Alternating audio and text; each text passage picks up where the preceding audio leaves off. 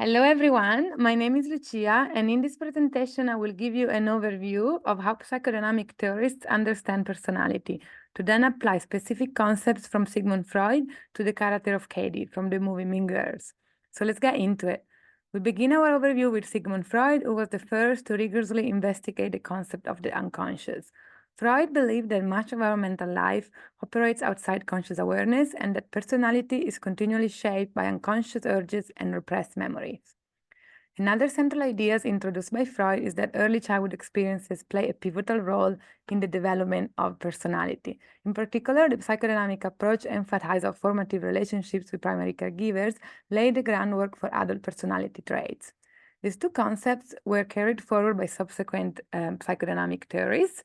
However, Freud's model was also notably criticized for stressing the role of libido, a term used to describe sexual energy and the drive to self-gratification, overlooking environmental influences on personality development. In contrast, theorists such as Alfred Adler and Carl Jung took a more holistic approach. Adler, for instance, emphasized the importance of social connection, believing that human behavior is goal-oriented. On the other hand, Carl Jung redefined libido as a more generalized form of psychic energy, encompassing creativity and spiritual longing. These differences led post-Freudian theorists to see personality development as a process of self-actualization and individuation, alias becoming a unique and unified self. In contrast to Freud, that believed personality was developed through tension.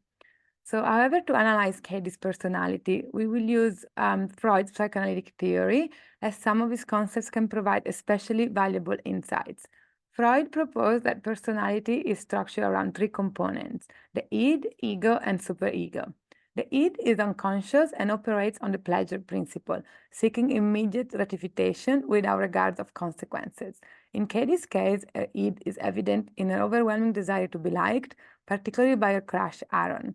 This desire is irrational, leading her to fail math on purpose to get his attention. Interestingly, Cady seems surprised to catch herself lying or mimicking the popular girls called the plastics, demonstrating how repressed desire can surface unconsciously. To balance the id's unrealistic demands, Freud argued that the ego develops as a rational part of the personality, operating on the reality principle. Cady's ego is unprepared to others' high school social dynamics, as she was homeschooled up to that point. So when the plastic introduced her to social rules such as you can date a friend's ex, her ego manipulates situations in socially acceptable ways, such as getting Aaron to tutor her in math. Adding further complexity is the superego, the internalized moral quotients shaped by parental and societal values, often operating in opposition to the id. Cady's superego is strongly influenced by her morally grounded parents. Accordingly, although Cady has a solid moral compass, she struggles to apply her values in the high school jungle, where social interactions are layered with new emotions like jealousy and insecurity. The result is an overly powerful id that leads Cady to betray and manipulate others in pursuit of the pleasure she derives from popularity and winning Aaron's affection. According to Freud, such an imbalance can lead to maladaptive personality. This is evident in the film as Cady gradually loses control over both herself and her environment. However, by the end of the film, Cady begins to feel genuine guilt for her action, signals of her superego's return to its proper function. This culminates in her public apology at the spring fling, where she takes accountability for her behavior. At this point, her ego is better equipped to mediate between her id and superego, allowing her to express her desires within her superego's ethical boundaries, showing a balanced personality.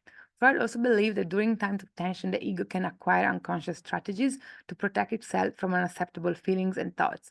These are called defense mechanisms, and Cady displays quite a few of them during the film. For instance, Cady displays a displacement mechanism when she feels like she can't directly display her anger towards Regina, so she directs it towards her math teacher instead. In addition, Cady displays rationalization when she rationalizes her transformation into a Regina clone as part of a righteous plan to bring the evil dictator down, a more acceptable idea for her superego. In summary, psychodynamic approaches, particularly Freud's, will focus on Cady's childhood experiences and unconscious processes to understand her personality. This includes examining her drive for self-gratification, her internalized ethical value, as well as the rational thought and ability to manage social expectation. Thank you so much for listening.